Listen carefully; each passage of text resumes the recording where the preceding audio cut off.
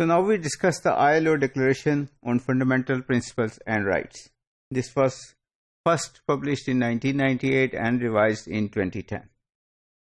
So it starts with, whereas economic growth is essential but not sufficient to ensure equity, social progress, and eradication of poverty, it is necessary for ILO to have social justice and social policies.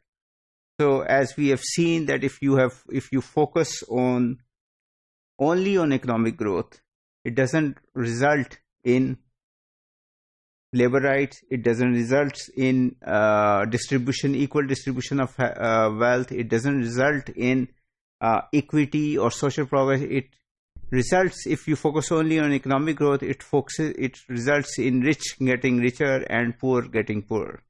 So we have to focus on economic growth, but with that we have to also look at labor and worker rights and social justice and social progress. So that is one of the first points or principles of ILO Declaration, that there are two areas which are different and we should equally focus on both of them, and we should not ignore any of them to achieve the other one. The second point is that ILO has the responsibility of standard setting. So whether they are labor standards in terms of minimum pay or minimum hours or hazardous employment or maternity leave. So ILO sets the standards for the whole world. But these standards are mostly voluntary, recommendatory. So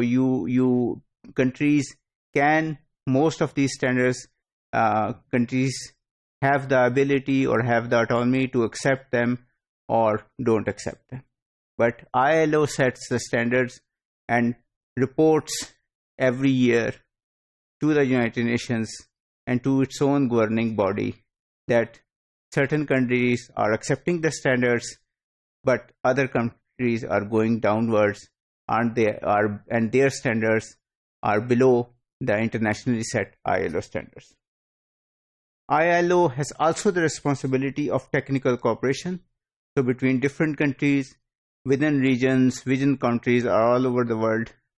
So ILO has conferences where delegates from all over the world come and discuss labor issues related to trade unions or minimum age or minimum wage. Then ILO has also the responsibility of research.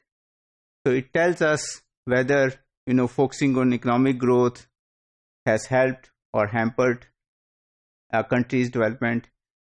It does research on, for example, women contribution to the development, to economic growth. It researches on the role of trade unions in development.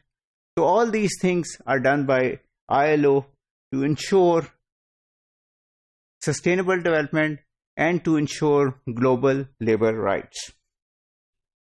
Third point, ILO has to focus not only on the workers generally, but also particularly on persons with special social needs. So these can be people who are unemployed, migrant workers, or other workers who have special needs. So ILO has to work extra hard or particularly to help these people. ILO has also the responsibility to ensure that the persons who are working, workers, laborers, employees, have their fair share of wealth. So the division of wealth or profits between the employers or industrialists or capitalists and the workers and laborers should be fair.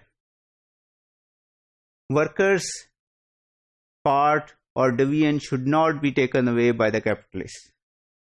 Secondly, ILO should also ensure, according to this declaration, that workers have their dignity and have the opportunity to develop themselves, to develop their human potential. So they should not be cogs in a big machine. they should have opportunity to improve themselves and to enjoy themselves.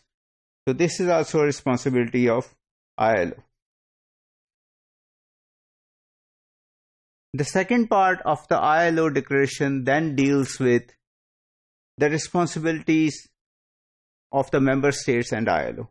So all the members who have endorsed the different conventions or ILO conventions and ILO principles should work diligently to attain these objectives and given in these conventions and these principles and declarations.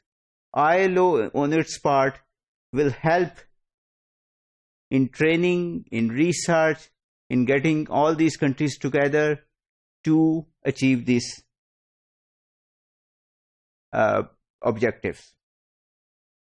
And ILO stresses or ILO promises that worker rights and labor rights will not be used for protectionist trade purposes or for limiting any comparative advantage of a country. So, worker rights will not be used to hamper trade or to deny a country of its comparative advantage. So these are the different areas on which ILO works, and ILO Declaration tackles with all these areas and gives clearly the responsibilities of both ILO as well as the member states.